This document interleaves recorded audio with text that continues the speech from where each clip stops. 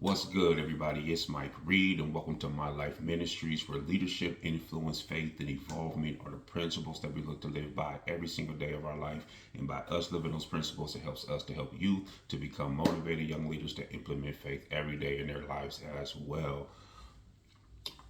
God has built a house, and we represent that house.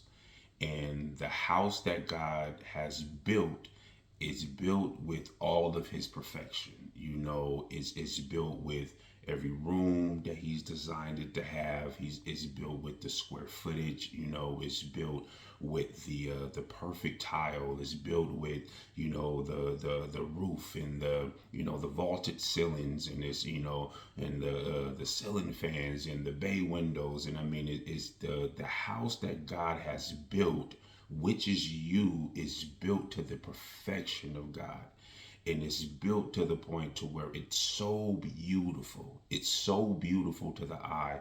It's so beautiful. It's a it's a just to stare at it, it just brings like amazement. It just brings, and it just shines and shows perfection. That's how God looks at us, because when he built the house which we are in right now, when he built that house, he's built it with all of his greatness. He's built it with all of his perfection. He's built it to where it's supposed to look like something. He's built it to where anybody who looks at it, anybody who may drive by it, they'll look at it and say, oh man, that's a beautiful house. Oh man, that looks good. Whoever the architect was or whoever the builder was did a great job, did an amazing job on that. That's what we are. God has built us up. We are a house, and God has built us up with all of his perfection. But when you know that when you see a house that is built up and there's nobody that is occupying the house is in its full on perfection. But once somebody is occupying the house, then it's up to them to do what? It's up to them to fix things. It's up to them to repair things. It's up to them to live in it. And if you live in a house for, a certain amount of time, you begin to see these defects, and you begin to see these things that need to be repaired. You begin to see, the roof that was once perfect is no longer, as new as it was. The walls may need to be repainted. The floors may need to be done. The windows or whatever, they may need to be cleaned or replaced. Because why? Because you're living in it. And when God built this house for us and he decided to say, I'm going to allow you to be a tenant in this house. And he says that in this perfection that I have created, which is yourself, in this perfection that I have created, I'm going to breathe life into you. And I'm going to give you this responsibility to take care of this house that I built with all of my greatness and all of my perfection. Now, when he placed us in there and he breathed life into there, what he's given us, although the house was perfect, we are not perfect individuals. So by us not being perfect individuals, he's placed an imperfect person into a perfect situation, because to him, what he sees is what he created us to be. He created us to be the people that he's called us for, to fulfill his purpose and to go after his kingdom, and to work in his kingdom, and bring his kingdom forward. That's the type of house that he has built. So by us being there, it's time for us to understand that the longer that we live inside of this house, that there's going to be cracks. The foundation is going to be, shaken. The repairs are going to be needed. And over time, the house, it begins to find this damage because of the things that we allowed our free will to get us, the things that we allowed ourselves to get involved in, the things that we are trying to be delivered from, the things that, we are trying to get away from. These are all things that we have allowed to come into our house. We go inside of the house, and we have holes in the walls that we have to prepare. We have to repair. We have things that we have to fix. And in this moment in our life, at this time right now, God has blessed us with a beautiful home, and this is how he sees you. He sees you that way, but he needs you to trust him in the repairs. He needs you to trust him with fixing the foundation. And what God is doing is, God has literally given you the option to take this refinance. He's giving you the option to take this and to be able to put more into the house that he has created for you. He's giving you the resources, and he's giving you the provision, and he's giving you the permission to say, it's time to fix this. He's pointing out things that you need to put, cracks that you need to seal. He's pointing out things that you need to fix in your life.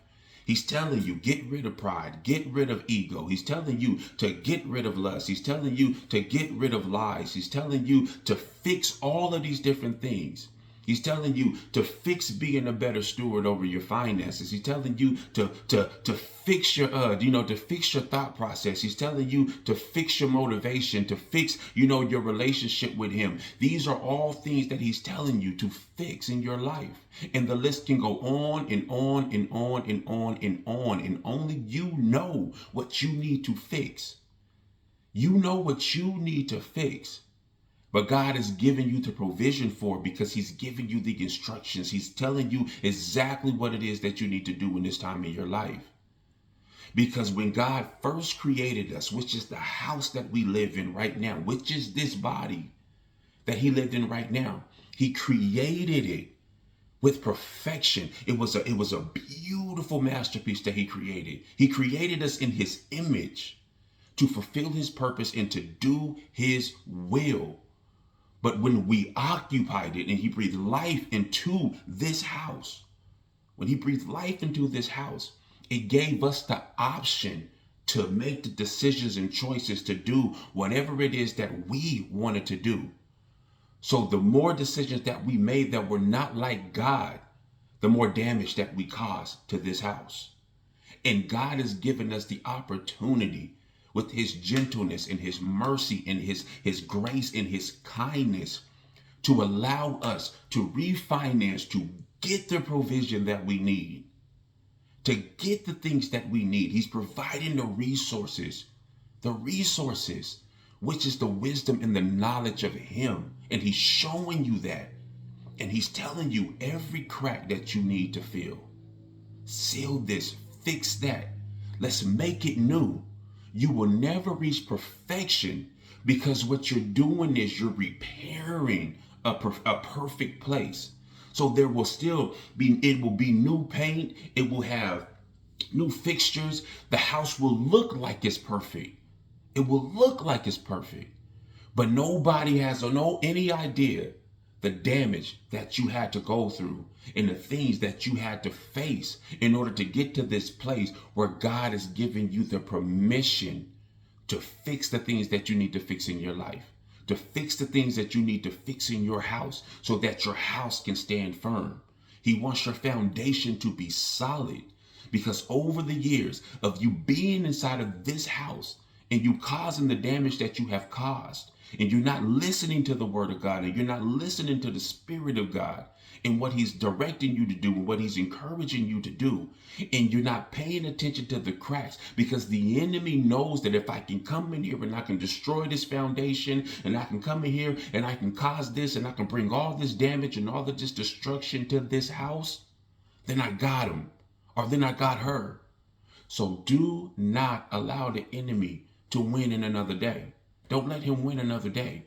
God has given you provision, and that provision is wisdom, knowledge, and understanding.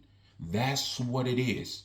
Fix your house. The little things that you know that you need to let go of.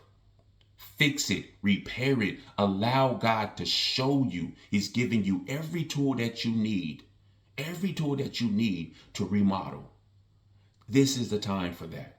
So let's not miss this opportunity for God to help us remodel the house that we live in. It's time to seal the cracks. It's time to fix the foundation in our life. And it's time to let go of everything that is not like God. So I just wanted to get on here and encourage somebody and let them know that. You guys have a wonderful and a blessed day, and I'll talk to you soon.